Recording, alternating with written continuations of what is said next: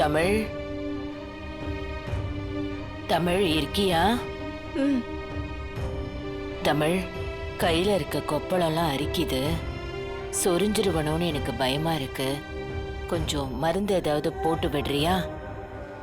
என்ன தமிழ்?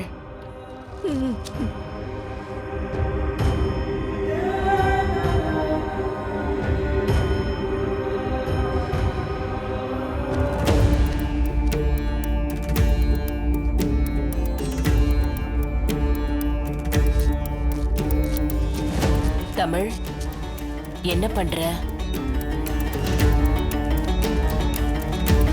என்ன பண்ற தமிழ்?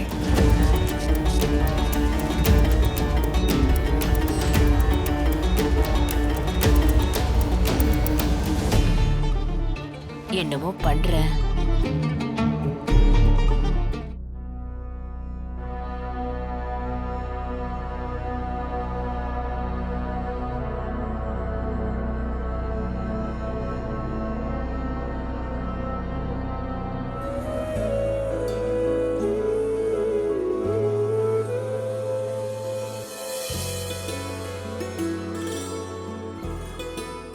தமிழ், மா, இப்பதான் எரிச்செல்லாம் போய் சில்லுன்னு இருக்கு.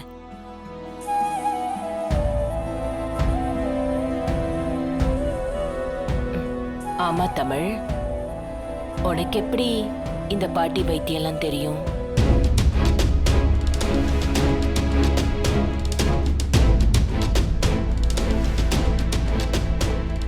இங்கிலீஷ் மருந்த பத்தி சொன்னா உனக்கு தெரிஞ்சிருக்க நியாயம் இருக்கு. ஆனா இந்த மாதிரி பழைய பாட்டி வைத்தியம்லாம் உனக்கு எப்படி தெரியும்? நான் சொன்னேன்னு சொல்லு. ஜனமா, அது ஒண்ணும் இல்ல. எங்க அம்மா இந்த மாதிரி வைத்தியம்லாம் எனக்கு சொல்லி கொடுத்தாங்க. அதனாலதான் எனக்கு இந்த மாதிரி வைத்தியம்லாம் தெரியும். உங்க அம்மாவா? ஆமா ஜனமா, அவங்க தான் எனக்கு இந்த மாதிரி பழைய வைத்தியம் எல்லாம் சொல்லி கொடுத்தாங்க. எப்பயாச்சும் தேவைப்பட்டா நான் இந்த மாதிரி வைத்தியம் எல்லாம் பாப்பேன் ஜனமா. தமிழ், உங்க அம்மா இருக்காங்களே, அவங்க எனக்கு ஒரு பெரிய ஆச்சரியம்தான்.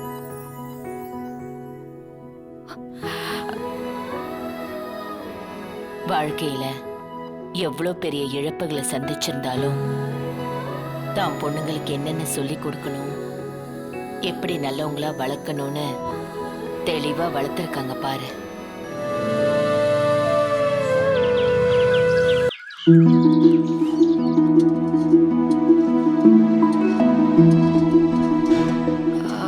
மா, இது போதுமாமா? போதுண்டி. அம்மா போட்டவங்களுக்கு இதான் சாப்பாடு. ரொம்ப காரம்லாம் கொடுக்க கூடாது. நான் பாத்துக்கிறேன்.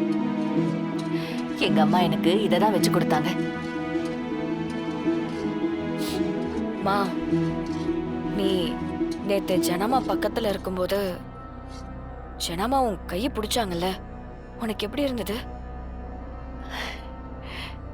என் கைப்பட்டதுமே அவங்களுக்குள்ள ஏதோ ஒரு உணர்வு, ஏதோ ஒரு மாற்றம் வந்துச்சு பாத்தியா? பெத்த பொண்ணோட வாசம் சுமந்து பெத்தவங்களுக்கு தெரியாதா என்ன? ஆனாமா, எனக்கு ரொம்ப பயமாயிடுச்சுமா. ஒருவேளை நீதான் கூட இருக்கேன்னு தெரிஞ்சா அம்மா போட்டிருக்கிறதெல்லாம் கூட மறந்து கத்தி பெரிய பிரச்சனை பண்ணிருப்பாங்க. எத்தனை நாளைக்குமா இப்படி பயந்து பயந்து வாழ்றது? விடு தமிழே, நம்ம விதி இப்படியெல்லாம் கஷ்டப்படணும்னு இருக்கு. ஆனா கொஞ்ச நாளைக்கு முன்னாடி இந்த குடும்பத்துக்கும் நமக்கும் ஒட்டும் இல்லாம உறவும் இல்லாம வாழ்ந்துட்டு இருந்தோம். அந்த நிலைமைக்கு இந்த நிலைமை எவ்வளவோ பரவாயில்ல தமிழே. நீ இந்த வீட்டு மருமகளா வாழ்ந்துட்டு இருக்க. இதே வீட்டுலதான் நம்ம தேன்மொழியும் இருக்கா. சொந்த பேத்தி தானே. என் அம்மாவுக்கு தெரியலனாலும் அவங்க மனசளவுல உன்னை பேத்தியா ஏத்துக்கிட்டாங்கல்ல, அதுவே நமக்கு பெரிய குடுப்பனை தான். சீக்கிரமாவே எல்லாமே சரியாயிடும். எனக்கு அந்த நம்பிக்கை இருக்கு. மா, வெந்துருச்சுமா, பவுல ஊத்திடலாம். நானே எங்க அம்மா கொண்டு போய் கொடுத்துடுறேன்.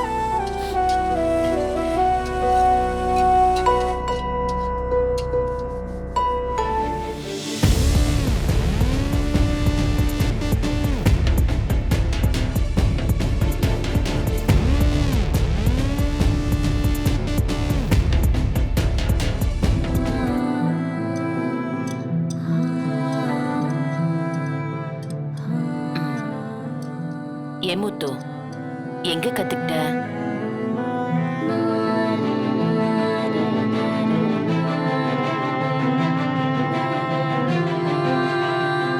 எதம்மா? இந்த கஞ்சி வைக்கிறதுக்கு தான். நீங்க சொல்லி கொடுத்ததுதாம்மா. இல்ல, இன்னைக்கு கொஞ்சம் வித்தியாசமா இருக்கு, அதான் கேட்டேன்.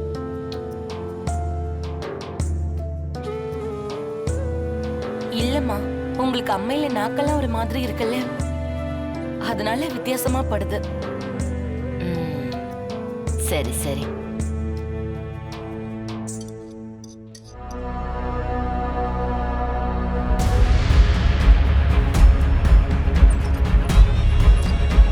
இப்ப என்ன பண்றது முத்து? என்ன பண்றதுன்னு தெரியல. அத்த என்னத்த கல்யாணத்துக்கு போயிட்டு எல்லாரும் பாதியிலே திரும்பி வந்துட்டீங்க? அதை ஏன் தமிழ் கேக்குற? மாப்பிள்ளை வீட்ல இருந்து வர நேரத்துல அவங்க தாத்தா தவறிட்டாராம். ஏதோ பங்காளிங்களுக்குள்ள பிரச்சனை நடந்திருக்கு. இப்ப கல்யாணத்தை நடத்த முடியாதுன்னு சொல்லிட்டாங்க. என்னத்த சொல்றீங்க? அப்புறம் என்னாச்சு? அப்புறம் என்ன, கல்யாணத்தை தள்ளி வச்சுட்டாங்க.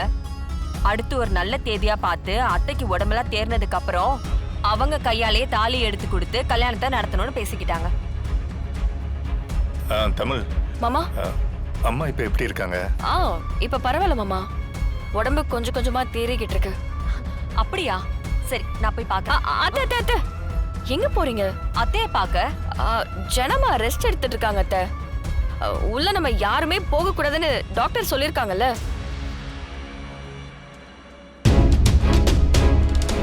இருக்கட்டும் தமிழ், நான் ரூம் வாசல்ல நின்னு பாத்துறேன், சரியா? அம்மா, நீ எதுக்கு இவ்வளவு பதற? இல்லத்த, அவங்களுக்கு முடியாததையே நம்மளால தாங்கிக்க முடியல. இதுல ஜனாமாவால வீட்ல வேற யாருக்காச்சும் அம்மா போட்டா ரொம்ப கஷ்டமாயிடும் அத்த. அதனாலதான் அத்த சொல்றேன். மீனா, அதான் அவன் அவ்வளவு தூரம் சொல்றான்ல, வேணா விடுமா. சும்மா இருந்தேன். நான் அந்த ஃபங்க்ஷனுக்கு கிளம்பும் போது என் நினைப்பு மொத்தமா வீட்ல தான் இருந்துச்சு. அத்தைய நான் பார்த்தே ஆகணும். நான் போறேன். அத்த சொல்றத கேளுங்க அத்த.